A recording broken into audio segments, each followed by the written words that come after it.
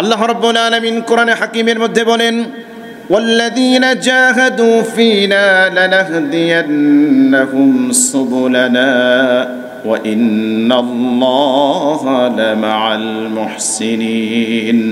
আল্লাহ রাব্বুল আলামিন বলেন, বান্দা তুমি যদি আমাকে পাওয়ার জন্য, আমার পথে চলার জন্য তুমি চেষ্টা করো, তুমি যদি মুজাহাদা করো, আমি রব্বুল আলামিন আমার পথে চলার জন্য তোমাকে বহু সন্ধান আমি দিয়ে দিব। লানাহদিয়ান্নাহুম সুবুলানা, কোনো ব্যক্তি যদি হিদায়াতের উপর চলার চেষ্টা করে, অনেকে বলে না যে এই যুগে ইসলামের বিধান পালন করা এটা কি সম্ভব? বলে না এরকম? এই জামানায় ইসলামের সব বিধান পালন করা এটা কি সম্ভব? এটা বলে কি বলে না? আল্লাহ রাব্বুল আলামিন বলেন, বান্দারে লা ইউকাল্লিফুল্লাহু নাফসান ইল্লা ওয়াসআহা, বান্দা আমি তোর সাধ্যের বাইরের কোনো বিধান আমি তোর উপরে চাপাইয়ে দেই নাই। আমি এমন কোনো বিধান মানুষের জন্য দেই নাই যে মানুষ সেটা পালন করতে পারবে না, এরকম কোনো একটা বিধানও দেয় নাই। কোনো একটা বিধান এরকম আল্লাহ পাক দেন নাই যে মানুষ পালন করতে পারবে না, তার সামর্থ্যের বাইরে এরকম কোনো বিধান কোরআনের মধ্যে, ইসলামের মধ্যে নেই। প্রত্যেকটা বিধান মানুষ সঠিকভাবে সুন্দরভাবে পালন করতে পারে, এরকম বিধান করেই আল্লাহ রাব্বুল আলামিন আমাদেরকে ইসলাম দিয়েছে। এখন কোনো ব্যক্তি যদি ইসলামের কোনো বিধান পালন করতে অপারগতা প্রকাশ করে, বুঝতে হবে ওর দিমাগ, ওর মেধা, ওর মস্তিষ্ক পচে গিয়েছে। আমাদের দেশের সরকার প্রধানরা দাড়ি রাখতে পারে না, অনেকে দাড়ি রাখতে পারে না। শিখরা দাড়ি রাখে না, কথা কয় না, শিখরা দাড়ি রাখে না, পাগড়ি পরে না। তো ওরা শিখ হয়ে যদি দাড়ি রাখতে পারে, পাগড়ি পরতে পারে, আপনি মুসলমান, আখিরি জামানার পয়গম্বর, তার উম্মত, আপনি কেন পারেন না ভাই? কেন পারেন না বলেন? লাকাদ কানা লাকুম ফি রাসূলিল্লাহি উসওয়াতুন হাসানাতুন লিমান কানা ইয়ারজুল্লাহা ওয়াল ইয়াওমাল আখির ওয়া যাকারাল্লাহা কাসীরা। আল্লাহ রাব্বুল আলামিন বলেন, দুনিয়ার মানুষ, তোমাদের জন্য আমি মুহাম্মদুর রাসূলুল্লাহ সাল্লাল্লাহু আলাইহি ওয়াসাল্লামের মধ্যে তোমাদের জন্য আদর্শ রেখে দিয়েছি।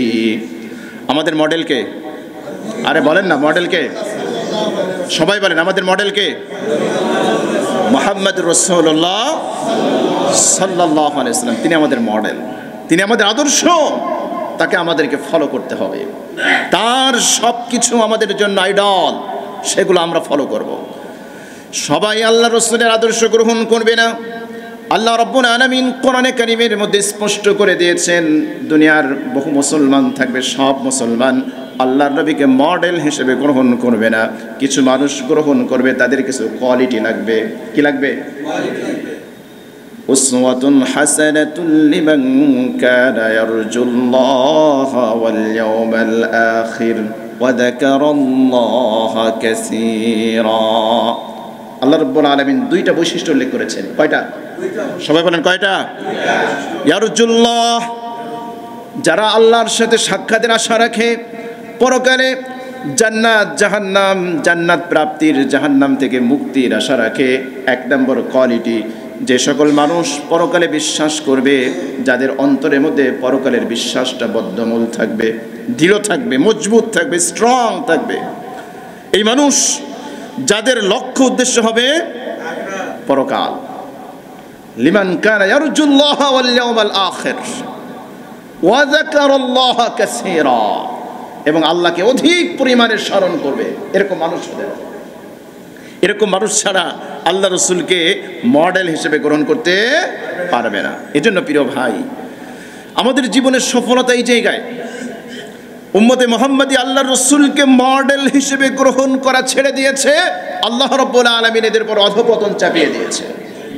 কোরআনের কথা, ওয়ামান ইউতিইল্লাহা ওয়া রাসূলাহু ফাকাদ ফাযা ফাওজান আযীমা। যে ব্যক্তি আল্লাহ এবং তার রসুলের আনুগত্য করবে, আল্লাহ রাব্বুল আলামিন তাকে সফলতার চূড়ান্ত মানজিলে মাকসিদে পৌঁছায় দেবে। সফলতার জায়গা এই জায়গায়। মুমিন মুসলমানের সফলতার রহস্য এখানে, আল্লাহ এবং তার রসুল, এই দুই সত্তাকে মাইনাস করে মুসলমানের সামগ্রিক জীবনে কখনোই কল্যাণ আসতে পারে না, কখনোই আসতে পারে না। আজকে আমাদের কোয়ান্টিটি আছে, কোয়ালিটি নেই। কি নাই? কোয়ালিটি নাই, কোয়ান্টিটি আছে। সংখ্যার দিক থেকে মুসলমান কম না বেশি? অনেক, কিন্তু কোয়ালিটি জিরো, নাই কোয়ালিটি নাই। খুঁজে দেখুন না কোয়ালিটি কি পরিমাণ আমাদের আছে। তো বান্দা যখন আল্লাহর পথে চলার চেষ্টা করে, আল্লাহ রাব্বুল আলামিন বান্দাকে পরীক্ষা করেন। পরীক্ষা করা তো দরকার আছে নাকি? বন্ধু সফর করবে বন্ধুর সাথে, এখন বন্ধুকে আসলে হাকিকি বন্ধু মানে প্রকৃত বন্ধু নাকি ফেক, পরীক্ষা করার দরকার আছে না? আপনি যদি বন্ধুকে আগের থেকে পরীক্ষা না করেন, তাহলে এই বন্ধু তো আপনাকে মহা বিপদে ফেলবে। ফেলবে কি ফেলবে না? এজন্য আগে বন্ধুত্বের পরীক্ষা দিতে হবে। আল্লাহ রাব্বুল আলামিন, আপনি যে ঈমানদার, আমি যে ঈমানদার, শুধু মুখের কথাই হয়ে যাবে? পরীক্ষা করবে না? আম হাসিবতুম আন তাদখুলুল জান্নাতা, আল্লাহ রাব্বুল আলামিন বলেন, তোমরা কি ধারণা করো যে আল্লাহ রাব্বুল আলামিন তোমাদেরকে এমনিতেই জান্নাত দিয়ে দিবেন? তোমরা শুধু দাবি করবা যে তোমরা মুমিন মুসলমান, আর তোমাদেরকে আল্লাহ রাব্বুল আলামিন জান্নাত দিয়ে দিবেন, এত সহজ নয়, এত সহজ। ওয়ালাম্মা ইয়াতিকুম মাসালুল লাযীনা খালাউ মিন ক্বাবলিকুম, অথচ পূর্ববর্তী জাতিকে আল্লাহ রাব্বুল আলামিন যেভাবে পরীক্ষা করেছেন, তোমাদের উপরে এখনো ওই রকম পরীক্ষা আসে নাই, ওরকম পরীক্ষার সম্মুখীন তোমরা হও নাই। তোমাদের ঈমানটাকে আল্লাহ রাব্বুল আলামিন পরীক্ষা করে নিরীক্ষা করে প্রকাশ করতে পারেন নাই, তুমি কি খাঁটি ঈমানদার না টাটকা মুনাফিক, এখন আল্লাহ রাব্বুল আলামিন এটা স্পষ্ট করে নাই। সুতরাং শুধুমাত্র দাবি করব আর আল্লাহ রাব্বুল আলামিন আমাদেরকে জান্নাত দিয়ে দেবে, এমনটি হওয়ার কথা নয়, এমনটি হবে না। আপনি যে গোল্ডেন A+ পরীক্ষায় যে ছেলেটা গোল্ডেন A+ পায়, তার কি পরিশ্রম করা লাগে না? নাকি বন্ধু বান্ধবের সাথে আড্ডা মারবে, রাত 12টা একটা বাসায় ফিরবে, ঘুম দেবে, পরের দিন 10টায় উঠে স্কুলে যাবে, ওকে গোল্ডেন A+ পাবে? সম্ভব? তো দুনিয়ার সামান্য গোল্ডেন A+ পাওয়ার জন্য যদি এত কষ্ট, এত মেহনত, এত মুজাহাদা, স্ট্রাগল, এত কিছু করা লাগে, আল্লাহ রাব্বুল আলামিন আপনাকে জান্নাত দিবেন কোনো পরীক্ষা ছাড়া? এটা কি যৌক্তিক? একজন ডুবুরি মণিমুক্তা সমুদ্রের নিচ থেকে আহরণ করে, সংগ্রহ করে, তার জীবনের ঝুঁকি আছে না নাই? হিংস্র প্রাণী, সমুদ্রের মধ্যে হাঙর আছে, আরও কত কিছু আছে, সব কিছুকে উপেক্ষা করে ওই মণিমুক্তাটাকে আহরণ করতে হয়। হে আমার কলিজার টুকরো ভাইয়েরা, সুতরাং যেই জান্নাত আল্লাহ রাব্বুল আলামিন তোমাদেরকে দান করবেন, দিবেন, আমাদেরকে দিবেন ইনশাআল্লাহ, বলেন ইনশাআল্লাহ। সেই জান্নাত পাওয়ার জন্য আমাদের চেষ্টা করতে হবে, আমাদের চেষ্টা শুরু করতে হবে প্রিয় ভাই, এরপরে আল্লাহর রহমত। এজন্য আল্লাহ পাক বলেছেন, ওয়াল্লাযীনা জাহাদু ফিনা লানাহদিয়ান্নাহুম সুবুলানা, যে ব্যক্তি আমার পথে চলার জন্য মুজাহাদা করে, চেষ্টা করে, আমি রব্বুল আলামিন লানাহদিয়ান্নাহুম সুবুলানা, একটা নয়, দুইটা নয়, আমি তাকে চলার জন্য বহু পথের সন্ধান দিয়ে দেই। সুবুল, সাবিল এক বচন, সুবুল বহু বচন। আল্লাহ রাব্বুল আলামিন বলেন, বান্দারে আমার পথে চলার জন্য চেষ্টা কর, আমার বিধান পালনের জন্য চেষ্টা কর, আমি রব্বুল আলামিন দেওয়ার জন্য বসে আছি। সুবহানাল্লাহ বলেন। দেখেন না শব্দ চয়নগুলো, দেখেন না, লানাহদিয়ান্নাহুম, অবশ্যই অবশ্যই, এমফাসিস কত ব্যবহার করেছেন, লা, এরপর আবার নুন, লাম তাকিদ, নুন তাকিদ, আবার বহুবচন, লানাহদিয়ান্নাহুম সুবুলানা। হে কলিজার টুকরো যুবক ভাইয়েরা, আল্লাহর বিধান পালনের জন্য তুমি হিম্মত করো, তৌফিক কে দিবেন? আল্লাহ দিবেন। তৌফিক দিবেন কে? আল্লাহ। কিন্তু হিম্মত তো করতে হবে। লানাহদিয়ান্নাহুম সুবুলানা ওয়া ইন্নাল্লাহা লামাআল মুহসিনিন।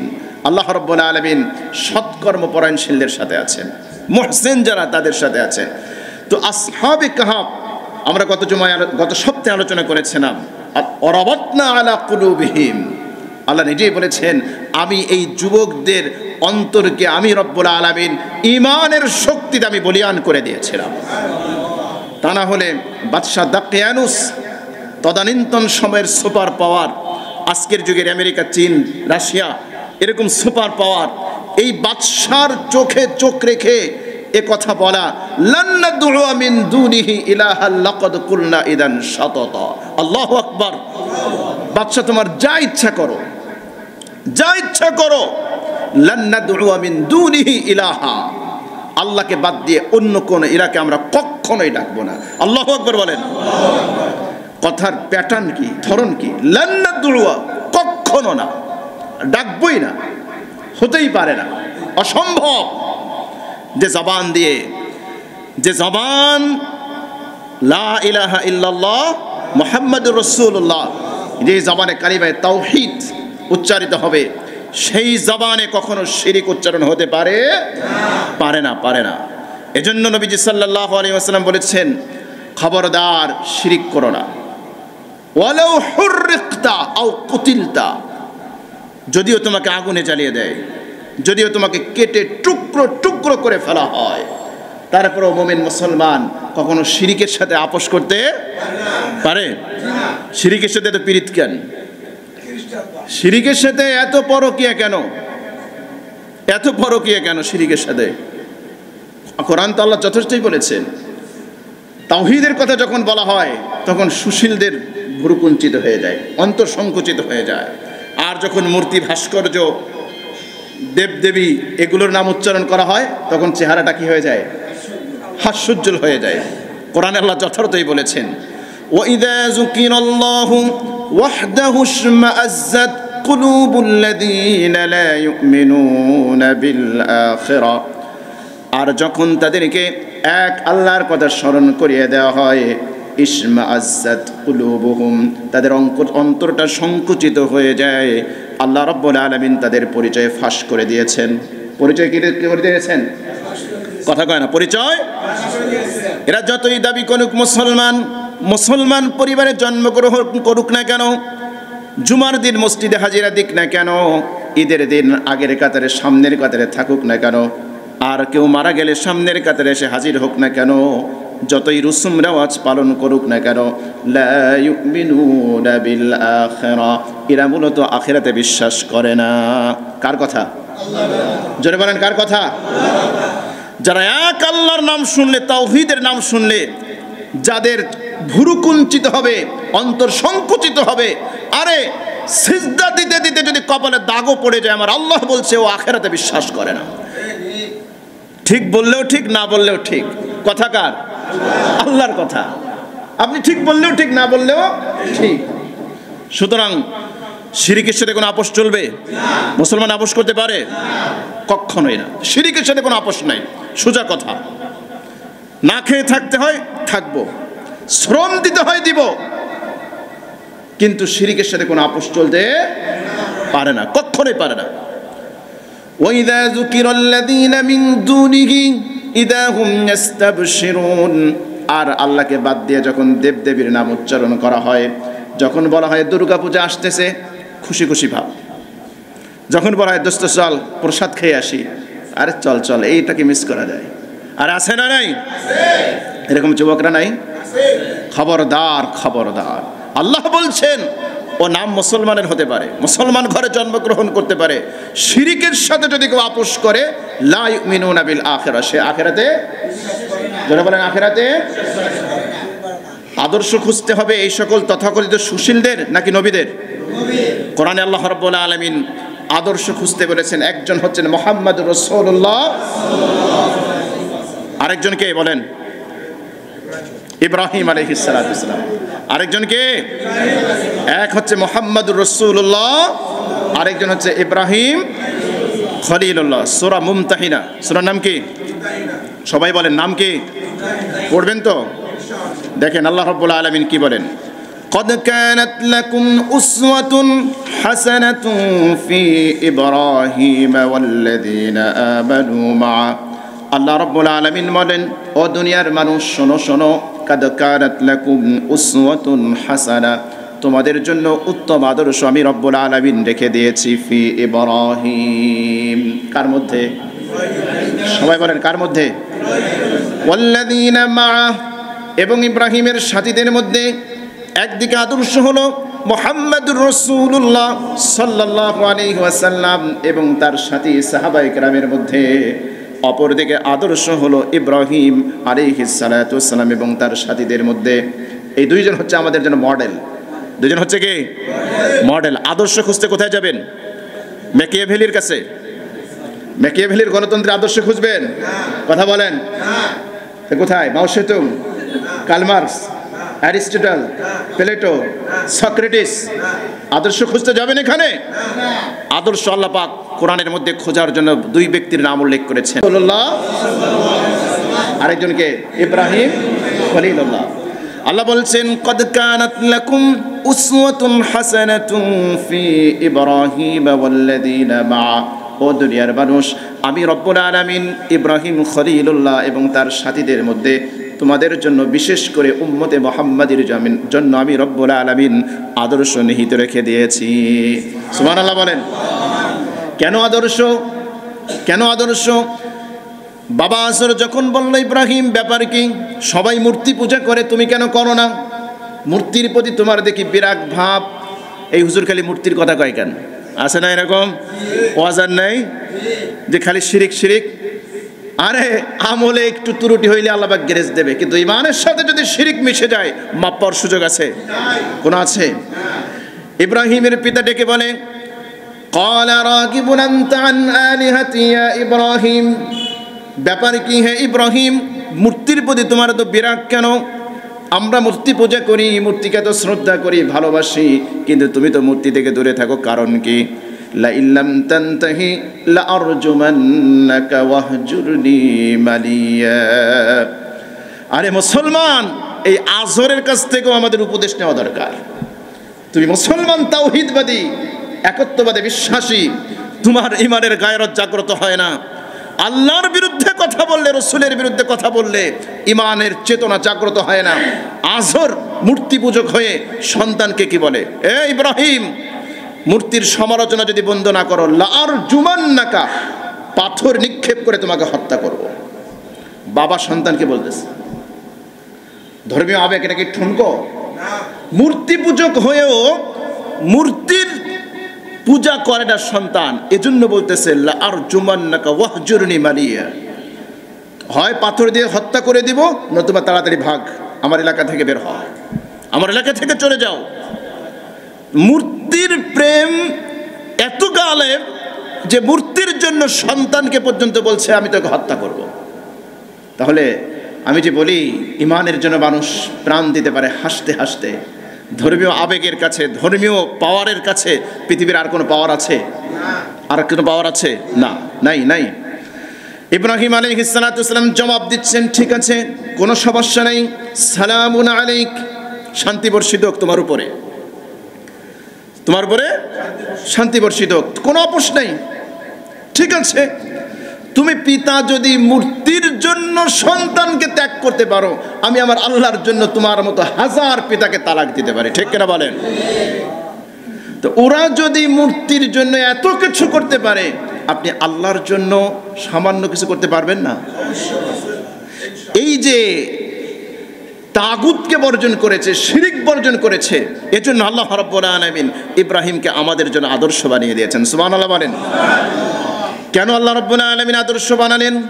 কওমের চোখে চোখ রেখে ইব্রাহিম আলাইহিস সালাতু ওয়াস সালাম ঘোষণা দিচ্ছেন, ইদ ক্বালু লিকাওমিহিম, তারা বলল তাদের কওমকে, ইন্না বুরাআউ মিনকুম ওয়া মিম্মা তা'বুদুনা মিন দুনিল্লাহ। শুনে রাখো, আমরা তোমাদের থেকে, তোমরা যে শিরিক করো মুশরিক জাতি, এই মুশরিকদের থেকে আমরা মুক্ত ঘোষণা করলাম। তোমরা যে মূর্তির পূজা করো, এই মূর্তির সাথে আমাদের কোনো সম্পর্ক নেই। ঘোষণা কার? বলেন কার? সুতরাং মুশরিকদের সাথে তো পীড়িত কেন আপনার? এত বড় কি কেন? ইবনে মাজার হাদিস, সনদ সহিহ, নবীজি বলেছেন লা তাকুমুস সাআ, কিয়ামত হবে না হাত্তা তালহাকা কাবাইলু মিন উম্মতি বিল মুশরিকিন, আমার উম্মতের মধ্য থেকে একটা দল মুশরিকদের সাথে পরকীয়ায় লিপ্ত না হওয়া পর্যন্ত, মিলিত না হওয়া পর্যন্ত কিয়ামত হবে না। হাত্তা তা'বুদাল আওসান, মূর্তি পূজা না করা পর্যন্ত কিয়ামত সংঘটিত হবে না। আপনি কি রাসূলের হাদিসের বাস্তবায়ন করছেন? মূর্তির প্রতি আপনার পীড়িত এত উগলে ওঠে, এত দরদ কেন আপনার? ইব্রাহিম আলাইহিস সালাতু ওয়াস সালাম বলছেন, ইন্না বুরাআউ মিনকুম ওয়া মিম্মা তা'বুদুনা মিন দুনিল্লাহ, তোমাদের থেকে এবং তোমরা যারা উপাসনা করো এর থেকে আমরা মুক্ত ঘোষণা করলাম। আমরাও ঘোষণা দিচ্ছি শিরিকের সাথে আমাদের কোনো সম্পর্ক নাই। সবাই বলেন, শিরিকের সাথে আমাদের কোনো সম্পর্ক নাই। ইব্রাহিম আলাইহিস সালাতু ওয়াস সালাম যেরকম ঘোষণা দিয়েছেন আমরাও ঘোষণা দিলাম। এরপর ইব্রাহিম আলাইহিস সালাম বলেন, কাফারনা বিকুম ওয়া বাদা বাইনানা ওয়া বাইনাকুমুল আদাওয়াতু ওয়াল বাগদাউ আবাদা। আমরা অস্বীকার করলাম, তোমাদের মধ্যে আর আমাদের মধ্যে শত্রুতা চলবে, বিদ্বেষ চলবে। এই বিদ্বেষ কিসের জন্য? জমি দখল করার জন্য, ঘরবাড়ি দখল করার জন্য। কিসের জন্য? ওদের সাথে আমার আদাওয়াত কিসের জন্য? ও আল্লাহকে ইনসাল্ট করে। আল্লাহকে কি করে? ইনসাল্ট করে, অপমান করে। যে অধিকার আল্লাহকে দেওয়ার উপযুক্ত সেই অধিকার আল্লাহকে না দিয়ে হাতে তৈরি মূর্তিকে দেয়। যেই জায়গায় আল্লাহকে ইনসাল্ট করা হয়, যেই জায়গায় আল্লাহকে অপমান করা হয়, ওই জায়গায় গিয়ে কোনো মোমেন হাসি মুখে কথা বললে আমরা বলতে বাধ্য হব আপনার ঈমান নিয়ে আমাদের সন্দেহ আছে। আছে না নাই? আপনাকে মহব্বত করি ঠিক আছে, কিন্তু আল্লাহর চেয়ে আপনার বেশি মহব্বত করি না, রসুলের চেয়ে বেশি মহব্বত করি না। স্পষ্ট কথা। আপনি রাগ হলেও আমাদের কিচ্ছু যায় আসে না, বেজার হলেও আমাদের কিচ্ছু যায় আসে না। যেখানে আল্লাহকে ইনসাল্ট করা হয়, অপমান করা হয়, সেই জায়গায় যে আপনি গলায় গলাগলি করবেন, আপনি এটা গ্রহণ করবেন, ওটা করবেন, এই সুযোগ ইসলামে নেই। কাফারনা বিকুম ওয়াবাদা বাইনানা ওয়া বাইনাকুমুল আদাওয়াতু ওয়াল বাগদা। আদাওয়াত এবং বাগদা, বিদ্বেষ চলতে থাকবে। কতক্ষণ পর্যন্ত চলবে? হাত্তা তুমিনু বিল্লাহি ওয়াহদা, যতক্ষণ না পর্যন্ত এক আল্লাহর প্রতি তারা ঈমান না আনে। এক আল্লাহর প্রতি ঈমান না আনা পর্যন্ত ঈমানের সাথে তাওহীদের সাথে শিরকের সংঘর্ষ থাকবে নাকি থাকবে না? রাত আর দিন এক হতে পারে? হতে পারে? দিন আর রাত কখনো মিলতে পারে না। ঠিক একইভাবে তাওহীদ এবং শিরক কখনো মিলতে পারে না। এজন্য আমাদের আকীদা সাফ রাখতে হবে, আমাদের বিশ্বাস সাফ রাখতে হবে। যেটা বলছিলাম, ঈমানের পাওয়ার যখন অন্তরের ভিতরে প্রজ্বলিত হয়ে যায়, আর ঈমানের পাওয়ার তখনই প্রজ্বলিত হয়, তখনই জ্বলে যখন শিরকের সাথে ঈমানের টক্কর লেগে যায়। ঈমান জ্বলে না, ঈমান স্বাভাবিক ভাবে জ্বলে না। কিন্তু ঈমানের সাথে যখন তাগুতের, ঈমানের সাথে যখন কুফুরের, ঈমানের সাথে যখন শিরকের টক্কর লেগে যায় মুমিনের অন্তরে, তখন ঈমান পাওয়ারফুল হয়ে আগুন জ্বলে ওঠে। তখন মুমিন তার জীবন হাসি মুখে ঈমানের জন্য বিলিয়ে দিতেও বিন্দুমাত্র কুণ্ঠাবোধ করে না। যেটা বলছিলাম, অরাবাতনা আলা কুলুবিহিম, আল্লাহ বলছেন এই যুবকদের অন্তর আমি রব্বুল আলামিন মজবুত করে দিয়েছিলাম, ঈমানের শক্তিতে বলিয়ান করে দিয়েছিলাম। বলেন না সুবহানাল্লাহ। আল্লাহ আমাদের নওজোয়ানদের অন্তরগুলো যেন আল্লাহ পাক ঈমানের শক্তিতে বলিয়ান করে দেন। বলেন আমিন। এজন্য তারা এটা বলতে পেরেছে।